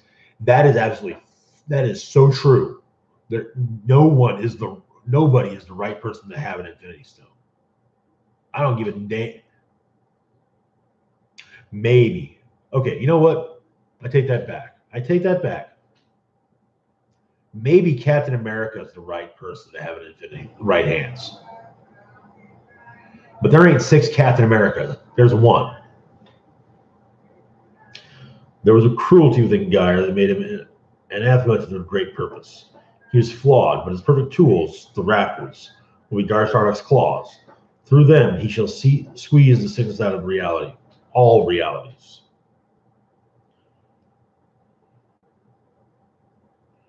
And Nova's like, you're not him. My brother would never. But Dark's like, yeah, actually, he would. He volunteered for this. He was like, hey, pick me. Let me do it. This is exactly what he wanted to be. He stood by and watched Geyer tear my soul out so he could become. And Darkstar cuts him off like a god. A god in infancy, yes, but a god nonetheless. He's still adjusting the power that was bestowed upon him. But he now sees no reason to raise the earth. The expansion beyond its system will not be tolerated. Nova and Darkhawk may leave if they wish, or serve him. Their goals are very similar. A galaxy at peace. A universe where rogue elements like the Infinity Stones are no longer. Darkhawk then, gets a message from Death's Head. Say, hey, look, you may want to get out of the blast radius. I'm like, well, with a simple modification, a Kree warp core becomes notoriously unstable. You should solve the Raptor problem you've got. Darkhawk gives Nova a warning, and then boom.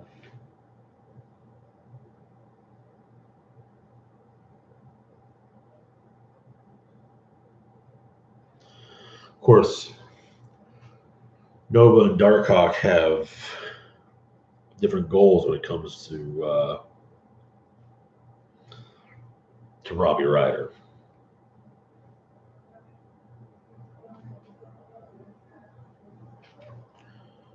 But Robbie retrieves his amulet, or Darkhawk retrieves his amulet. Him and Nova duke it out.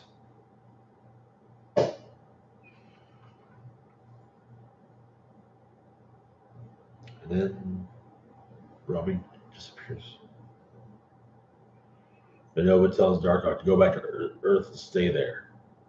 So if he ever sees him out in space again, put a bit out of his chest, Darkhawk's chest himself, and throw it in the darkest thing and find. So anyway, he gets home. Goes to his girlfriend. He decides he's going to take the job with Code Blue. Try to get away from the space stuff for a while. The Raptors are gone, and Talinar, wherever he is, well, he's probably not any shit to hurt anybody. Things get back to normal around here. He goes to sleep, and he's having a weird dream, and the hooded is like, it's a dream. The hooded figure says, a nightmare. He figures Razor. It's got to be a Razor, right? Like, what's going on? The hooded figure's like, I'm not Razor, Chris Powell, though we will both have need of him in the days to come. I have been trying for months to reach you, but your dreams have been strange, twisted by alien influence. I fear it may be too late to save the mindscape from the influence of the Infinity Stones, yet try we must. But Darkhawk will not be enough. You must become as I am. A sleepwalker. That's right, motherfucking sleepwalker. Oh my god, it's so. That's Okay, quick run out. Sleepwalker was a character of the '90s.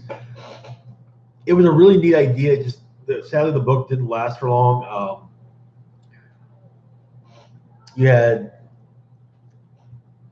his normal, the human he was bound to, and Sleepwalker.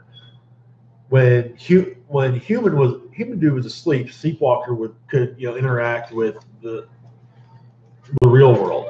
But anything he would like, I've actually got a couple issues where some bad guys put this helmet on him, and he was like firing his energy blast into it because he could not do it. It was absorbing it, and the idea being that when I think it was supposed to be like as a means of keeping him in the mindscape. Um, but when the human he was tethered to woke up, he would, go back into the dude's head.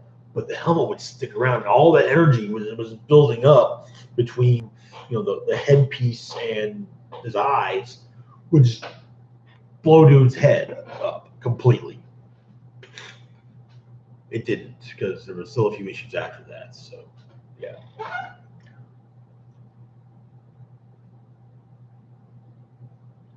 It was a really cool idea, though, I thought. So, anyways, moving on to Exiles number 5.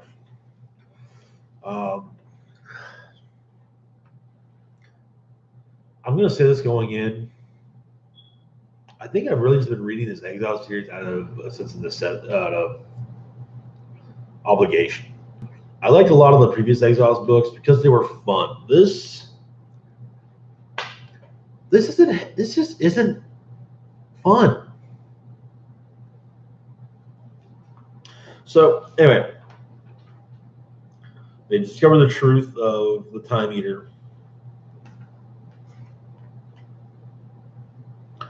And so the team takes on Kang the Time Eater, and Valkyrie gets her ass handed to her, and he explains his whole plan that he wants to become the man who became reality.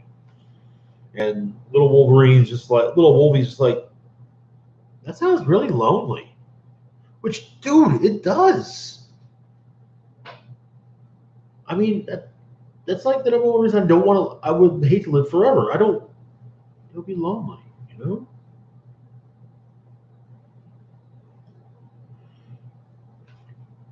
There's like, the angel does not expect the insect to understand him and prepare to be consumed. And then Nick motherfucking Fury shows up. Like, I got a better idea. How's about you eat lead? I mean, there are things about this I really like, but it's not something yeah. So the team blinks away.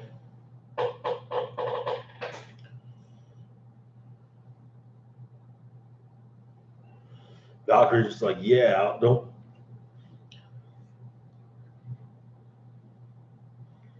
And little Wolvie runs off. And she's like, I think there's some kind of paradox thing involved that I gotta, like, so.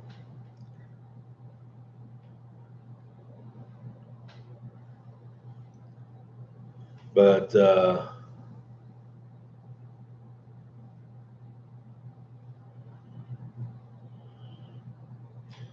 yeah.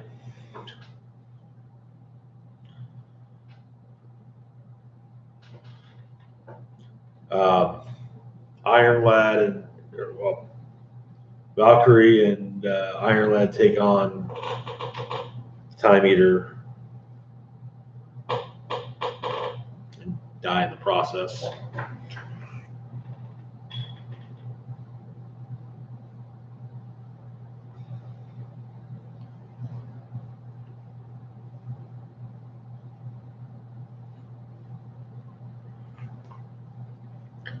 They find, meanwhile, Khan, Blink, and Fury find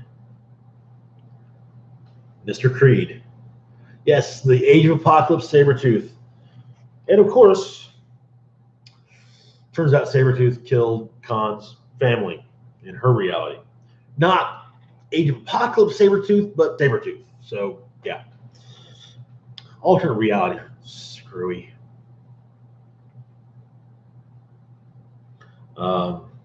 So, after having killed Iron Lad and Valkyrie, the Time Eater is attacked by Lil Wolvie, who can't die. So they're okay, so he's like, you know what? Fuck it. I'm gonna put you in a goddamn cage.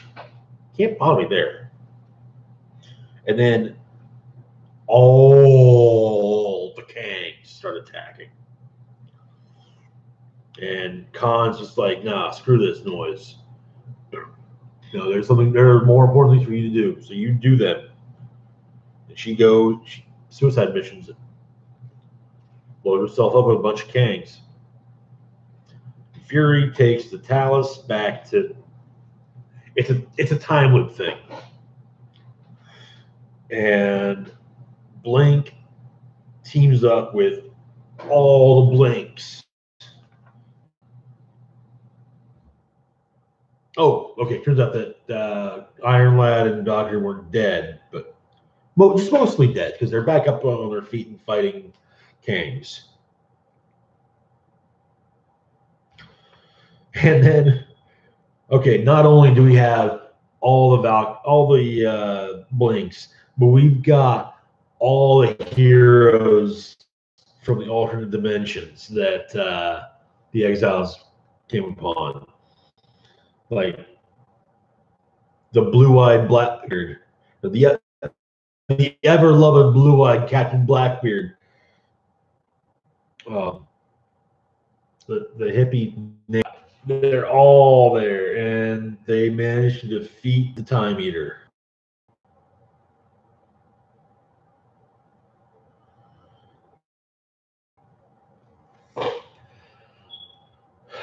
Still dead. And the unseen. Your team has preserved the multiverse by consequence. Though reality lives, it has not been. It cannot heal without aid. Your aid. But Blink's like, hey, look, talking about consequence later. All right. We had a friend of ours died, and so they go and they have for in Jersey. Yeah, Blink down to the Bahamas, where they meet up with Clarice's aunt. Like I said when I was doing the first issue, Clarice was hanging out. Blink was hanging out with the aunt, her aunt from the 616 Earth.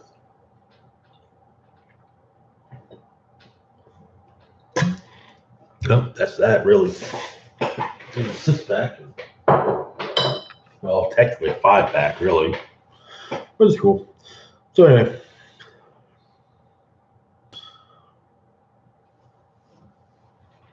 But yeah. So they're going to take themselves on vacation. And the other team's like, that's good. Y'all have fun. And it looks like the next issue is going to be them on an Old West world again. Old West era. Old West type, old universe. Fighting the Brotherhood of Mutants as outlaws. Like Western outlaws. It honestly took me a moment to realize it. Like, wait a tick, that's fucking Magneto. And I really feel bad for not realizing it right off the bat. Because yeah, that is totes Magneto. All right. Now we got the last book of the week.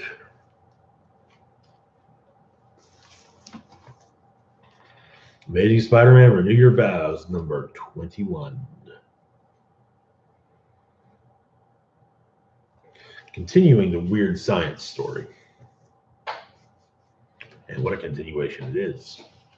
All right, so last issue, Annie fought a clone of herself, a spider-powered person who was a lot like her.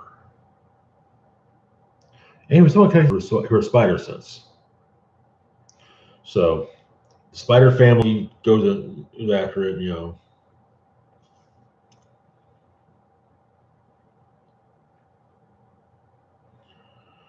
And Annie's trying to hide the fact that somehow our spider senses are totally fucking linked from her mom and dad. So They find the water tower where Annie and Chelicera had their fight.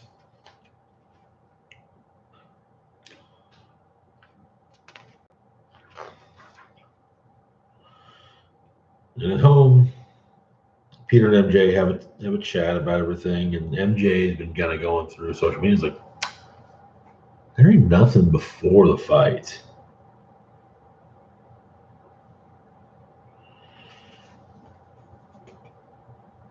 So Annie and Normie have themselves a talk about everything, and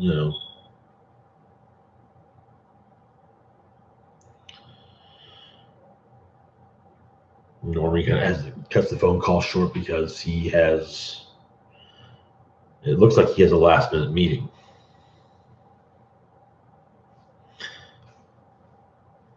With Spider-Man. And Spidey's like, I really hate to have to be here.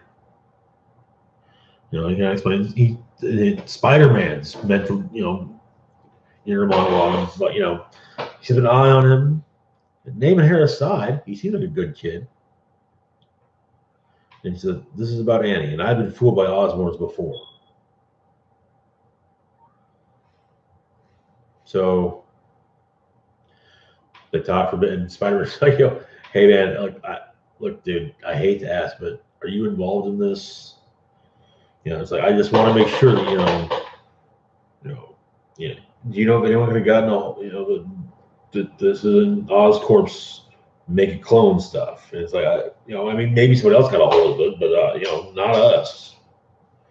And he's like, if Oscorp is involved somehow, I'll really do my power to stop it. And then we get the entire clone saga diluted into 2 pages.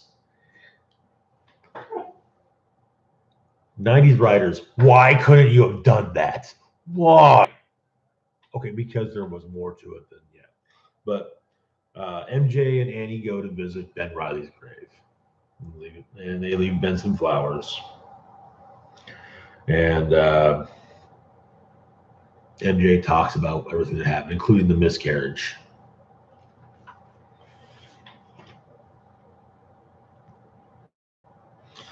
It turns out this time,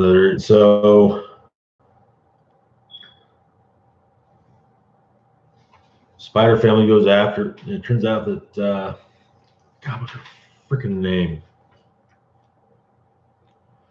Chelicera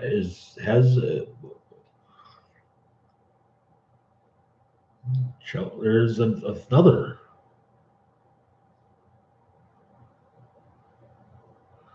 Maybe he's a clone of Peter. He's just a clone of Dad.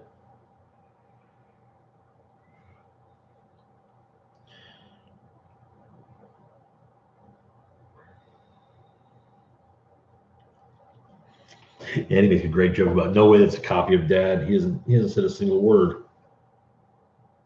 And of course, Peter shows up and tells Sarah this new one is like, yeah, not a fan of these numbers. But so the two manage to escape.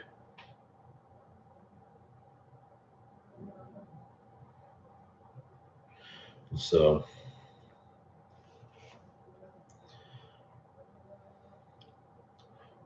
Normie Osborn goes and checks the blueprints of the building. He finds them in the room. Like, it shouldn't be there.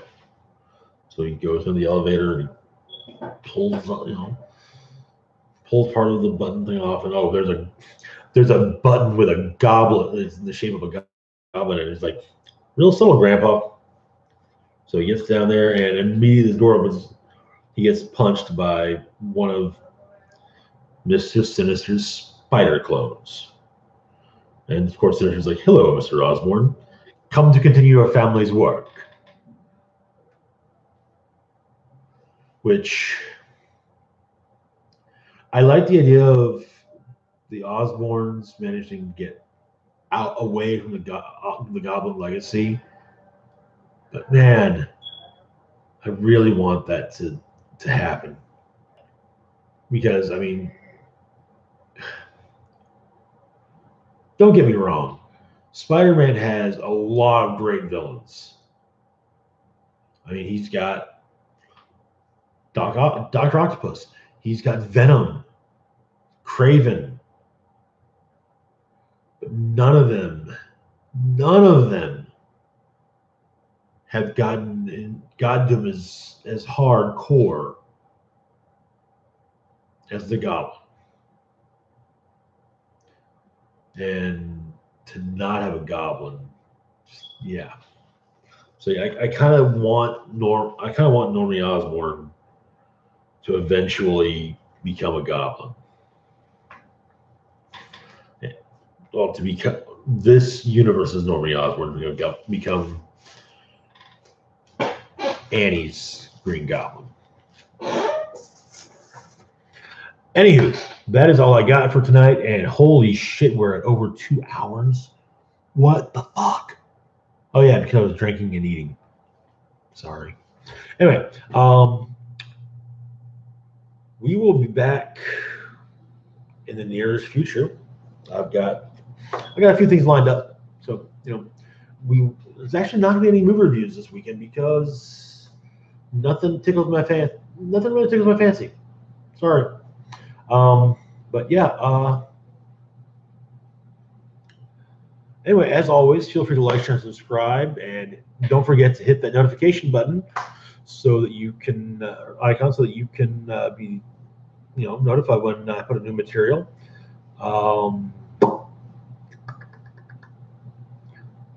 That is it for tonight.